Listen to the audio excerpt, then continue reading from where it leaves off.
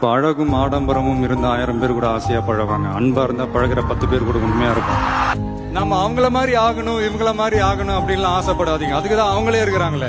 நீங்க நீங்களாவே வாங்க. யாரோட அடையாளத்தையும் நீங்க எடுத்துக்காதீங்க. உங்களோட அடையாளத்தை இந்த உலகத்துக்கு நீங்க பதிவு பண்ணிட்டு போங்க. நம்மள வணங்குறவங்களும் இருப்பாங்க, நம்மள வரவேற்கிறவங்களும் இருப்பாங்க, நம்மளை எதிர்க்கிறவங்களும் இருப்பாங்க. நம்ம வேலை நம்ம கடமையை செம்மையா செஞ்சுட்டு அந்த நதி மாதிரியே போய்கிட்டே இருக்கணும்.